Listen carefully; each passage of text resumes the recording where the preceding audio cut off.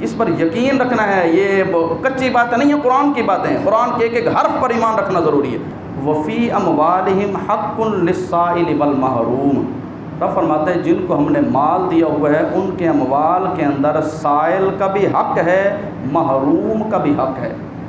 اس ذمہ داری کو بھی پہچانا ہی ہماری ذمہ داری ہے، حقوق ہیں ان کے، کیا حق ہے؟ جو مانگنے والا ہے اس کو بھی دو، مستحق ہے ظاہری طور پر نظر آ رہا ہے، صدقات واجبہ میں سے دو، نفلی صدقہ بھی کبھی کر دو۔ تو اموال کے اندر ایک تو سائل کا حق ہے، دوسرا فرمایا گیا جس پر خاص توجہ کی ضرورت ہے، والمحروم، تمہارے مال میں محروم کا بھی حق ہے۔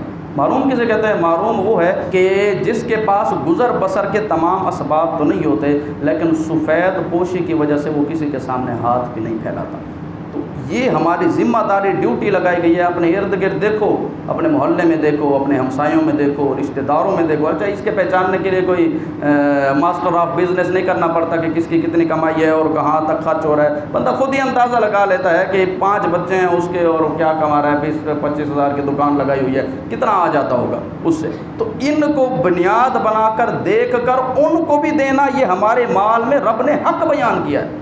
وفی اموالہم حق، اگر رب نے مال دیا ہے تو مال کو اللہ کے راستے میں خرچ کرنا۔ من ذا الذی یقرض اللہ قرضا حسنا، رب فرماتے ہیں کہ ساری قرآن کی آیتیں ہیں جو ہمیں اس طرف رہنمائی کر رہی ہیں، یہ قرآن ہماری ہدایت کے لیے آیا ہے۔ من ذا الذی یقرض اللہ قرضا حسنا، رب نے فرمایا کون ہے جو اللہ کو قرض حسنا دے، فیضاعفہ لہ اضعافا کثیرا، اللہ اس کو دگنا چگنا کر کے بڑھا کر رب تعالیٰ اس کو عطا فرمائے گا۔ تو یہ کیا ہے؟ یہ اموال کو خرچ کرنے کی ترغیب ہمیں قرآن و حدیث میں دی گئی ہے۔ یہ ایک اور آیت بھی سن لیں، رب تعالیٰ نے فرمایا وما انفقتم من شیء فهو یخلفہ، جو بھی تم رب کی بارگاہ میں خرچ کرو گے نا، اس پر یقین رکھنا ہے، یہ کچی باتیں نہیں ہیں، قرآن کی باتیں ہیں، قرآن کے ایک ایک حرف پر ایمان رکھنا ضروری ہے۔ وما انفقتم من شیء، جو کچھ تم اللہ کے راستے میں اللہ کی رضا کے لیے خرچ کرو گے، فہو یخلفہ، اللہ اس کے پیچھے تمہیں اور عطا فرمائے گا۔ قرآن کہہ رہا ہے، میں نہیں کہہ رہا۔ جو کچھ تم خرچ کرو گے اللہ کے راستے میں خرچ کرو، اور اللہ کی رضا کے لیے خرچ کرو، دکھلاوے کے لیے نہیں۔ بھئی تھوڑے سے پیسے دے رہے ہیں تو 4 بندے وہ بھی ہاتھ لگائیں اور تصویر کھینچ لی جائے اور پتہ چلے لوگوں کو کہ میں نے بھی خرچ کیا تھا، یہ دکھلاوے کے لیے نہیں، اللہ کی رضا کے لیے۔ وما انفقتم من شیء، جو کچھ بھی تم خرچ کرو گے، فهو یخلفہ، اللہ اس کے پیچھے اور عطا فرمائے گا۔ وہو خیر الرازقین، اللہ تو بہترین رزق عطا فرمانے والا، وہ خزانوں کا مالک ہے۔ تم مانگنا ہے، بدل لینا ہے، اللہ سے لو، لوگوں سے کیا تم بدل لے رہے ہو؟ تو یہ آیت کریمہ، ان پر ایمان رکھنا بھی ہمارے لیے ضروری ہے۔ حضرت امام حسین رضی اللہ عنہ کی زندگی سے وہ سخاوت مالیہ بھی ثابت ہے۔ ایک اور حدیث سنیں، حضور نے ارشاد فرمایا اتقوا النار ولو بشق تمرۃ، اپنے آپ کو آگ سے بچاؤ اگرچہ تم کھجور کے ایک دانے کے ساتھ بھی اپنے آپ کو بچا سکتے ہو۔ کھجور کا ایک دانہ کیا ہوتا ہے؟ اچھا، شق تمرہ کا، کھجور کا ایک ٹکڑا، اس کو کھولا جائے، چھوٹا ٹکڑا جو ہوتا ہے، حضور نے ارشاد میں ایک ٹکڑے کے ساتھ بھی اپنے آپ کو دوزخ سے بچا سکتے ہو تو بچاؤ۔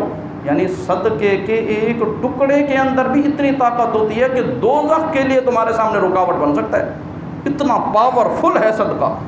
اتقوا النار ولو بشق تمرۃ، حضور نے ارشاد میں فإن لم تجدوا، اگر تمہارے پاس یہ ایک کھجور کا ٹکڑا بھی میسر نہ ہو تو اگلا آپشن بھی حضور نے ارشاد میں، ظاہر ہے سرکار ساری امیر امت کے تو نبی نہیں ہیں، وہ غریبوں کے بھی نبی ہیں۔ حضور نے ارشاد میں جس کے پاس ایک ٹکڑا خرچ کرنے کی بھی گنجائش نہ ہو، فبکلمۃ طیبۃ، کوئی لوگوں کے ساتھ اچھے بول دیا کرو، یہ اچھے بول بھی دوزخ سے تمہارے لیے رکاوٹ بن جائیں گے۔ فبکلمۃ طیبۃ، اچھے بول، لوگ سلام کر دیا، سلام کرتے ہو تھوڑا سا مسکرا دیا، اچھے ہنس مکھ چہرے کے ساتھ ملاقات کرنا۔ حضور نے کیا ارشاد فرمایا؟ صدقے کے ساتھ بچ سکتے ہو، دوزخ سے اپنے آپ کو بچانا، صدقے سے بچ سکتے ہو تو اس سے بچا لینا۔ اگر یہ تمہارے پاس میسر نہ ہو، کوئی اچھے بول اللہ کی مخلوق کے ساتھ بول دینا، اللہ کی مخلوق کو تم خوش کرو گے، خدا تمہارے ساتھ خوش ہو جائے۔